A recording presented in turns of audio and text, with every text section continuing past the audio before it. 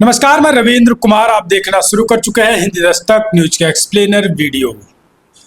आप जानते हैं उत्तर प्रदेश की राजनीति में दोस्तों अगर कोई बात आती है तो बसपा का नाम जरूर आ जाता है।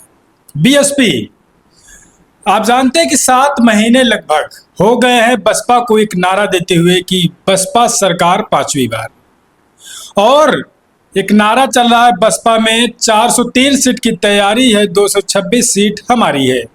ये बहुजन समाज पार्टी का दोस्तों पिछले 7 महीनों से नारा चल रहा है, लेकिन बसपा 226 सीट कैसे लेकर आएगी, 5वीं बार बसपा सरकार कैसे बनेगी, बहन जी 5वीं बार मुख्यमंत्री कैसे बनेंगी, इस पर किसी भी पदाधिकारी का कोई भी बयान नहीं आ रहा है। बस नारा चल रहा है कि बसपा सरकार 5वीं बार। दोस्तों, मैं इस बात को इसलिए कह रहा हूं क्योंकि आप जानते हैं कि जयप्रकाश सिंह बसपा का एक ऐसा नाम जो बसपा के कार्यकर्ता के जुबान से दिमाग से नहीं भूलता है। दोस्तों, जयप्रकाश सिंह का नाम, जयप्रकाश सिंह को बसपा सुप्रीमो ने अभी रिसेंटली निकाल दिया है, और उनकी वापसी को लेकर दोस्तों अभी भी सोशल मीडिया पर जो टेम्परेचर है, तापमान है दोस्तों, गर्मी से ज्यादा तापमान जयप्रकाश सिंह की वापसी को लेकर बीएसपी में है।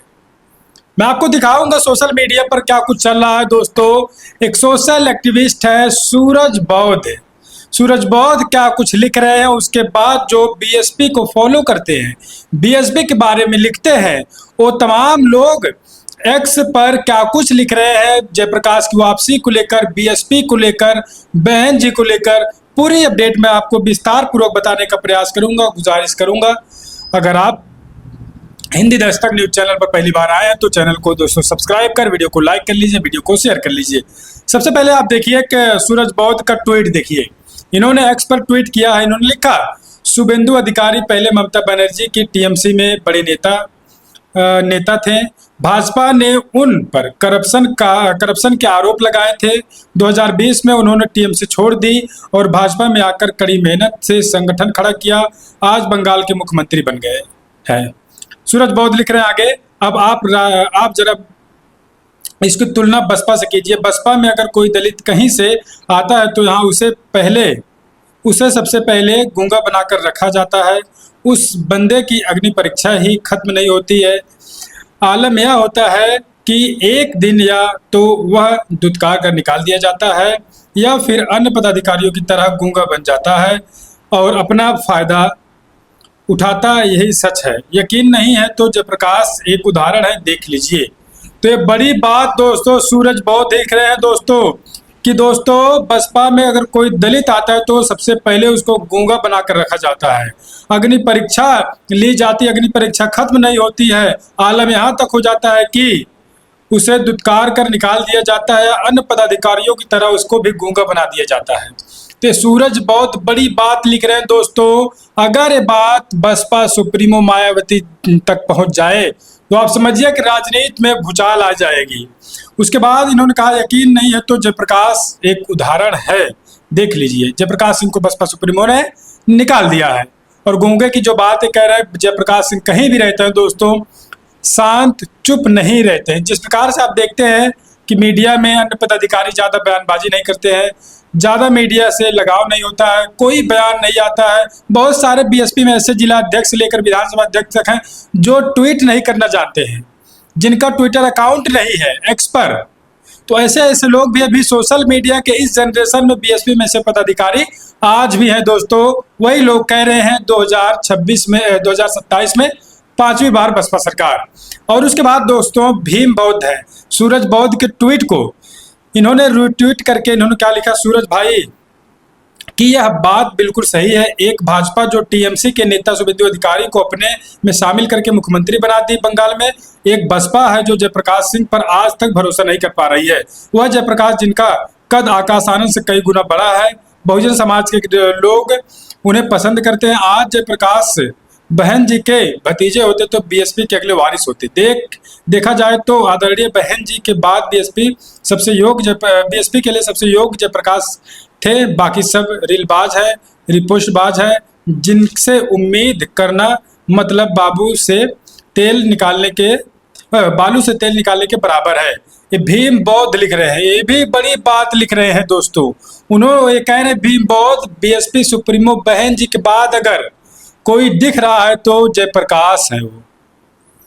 और दोस्तों किसी से कुछ उम्मीद नहीं लगाई जा सकती है।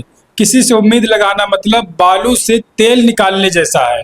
और दोनों लोग लिख रहे हैं, भीम बौद्ध ने भी लिखा है और सूरज बौद्ध ने भी लिखा है कि जो शुभेंदु अधिकारी को बीजेपी एक मुख्यमंत्री बना देती है पश्चिम बंगाल में, सूरज बौद्ध लिख रहे हैं, भाजपा ने जब वो टीएमसी में शुभेंदु अधिकारी थे ममता बनर्जी की पार्टी में, तो भाजपा ने करप्शन का आरोप लगाया। 2020 में उन्होंने टीएमसी को छोड़ दिया। उसके बाद भारतीय जनता पार्टी में आते हैं, संगठन को वहां पर उन्होंने मजबूत किया और 2026 में भारतीय जनता पार्टी ने शुभेंदु अधिकारी को वहां का मुख्यमंत्री बना दिया।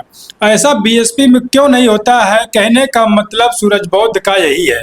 और भीम बौद्ध भी दोस्तों यही कह रहे हैं कि टीएमसी में जो शुभेंदु अधिकारी थे भाजपा में आते हैं, भाजपा को खड़ा करते हैं, उसके बाद बीजेपी के लोगों ने, मोदी ने, अमित शाह ने इनको पश्चिम बंगाल का मुख्यमंत्री बना दिया है। आखिरकार बीएसपी में ऐसा क्यों नहीं होता है? जो लोग आते हैं सबसे पहले उनको रूल बताया जाता है कि आपको ज़्यादा बोलना नहीं है, आपको शांत रहना है, चुप रहना है, और पदाधिकारी वैसा ही करते हैं। तो ये बड़ी बातें हैं जयप्रकाश सिंह की वापसी को लेकर। क्या लगता है दोस्तों आपको, जयप्रकाश सिंह बसपा के लिए एक महत्वपूर्ण चेहरा है? क्या 2027 में जयप्रकाश सिंह कुछ बड़ा खेला कर सकते थे? 2027 में जयप्रकाश सिंह को उत्तर प्रदेश में लगाया जाना चाहिए था। ये कुछ मेरे सवाल है, आप अपनी प्रतिक्रिया हमको कमेंट करके कमेंट सेक्शन में बताइएगा। और भीम बौद्ध और सूरज बौद्ध ने जो ये बातें लिखी है इसका आप कितना समर्थन करते हैं, क्योंकि सोशल मीडिया पर इस तरीके की बातें चल रही हैं। कैसे देखते हैं आप लोग? क्या बीएसपी में जिस प्रकार से आउटगोइंग का सिलसिला चल रहा है निकालने का, क्या इनकमिंग बीएसपी में नहीं होनी चाहिए? क्योंकि अभी तक दोस्तों मैं बताऊं आपको, बसपा सुप्रीमो ने कांशीराम जी के पुण्यतिथि 9 अक्टूबर से ही उन्होंने ऐलान कर दिया था किसी भी हाल में बसपा की सरकार हमको बनानी है 5वीं बार। उसी समय से नारा चल रहा था दोस्तों, 5वीं बार बसपा सरकार। 403 सीट की तैयारी, 226 सीट हमारी है, बसपा के पदाधिकारी ये चीज कहते थे। लेकिन तब से कोई भी रिएक्शन बड़े पैमाने पर नहीं बसपा की तरफ से आ रहा। कैसे सरकार बनेगी, 226 सीट कैसे आएगी, बहन जी मुख्यमंत्री 5वीं बार कैसे बनेंगी, कोई भी चीजें मीडिया में नहीं दिखाई दे रही हैं। आखिरकार ऐसा क्यों हो रहा है? आप क्या कुछ सोचते हैं हमको बताइएगा। हम आपके लिए लगातार दोस्तों निष्पक्ष अपडेट लेकर आने का प्रयास करेंगे। गुजारिश करेंगे आप हिंदी दस्तक न्यूज चैनल को सब्सक्राइब कर वीडियो को लाइक करें, अपनी प्रतिक्रिया दीजिएगा। और वीडियो आप कहाँ से देख रहे हैं हमको बताइएगा। सूरज बौद्ध, भीम बौद्ध के बातों पर आप कैसे सोचते हैं, कितना समर्थन करते हैं बताइएगा। हम आपके लिए लगातार ऐसी अपडेट खोज कर लाने का प्रयास करेंगे। आप बने रहे अपने भरोसेमंद चैनल हिंदी दस्तक न्यूज पर।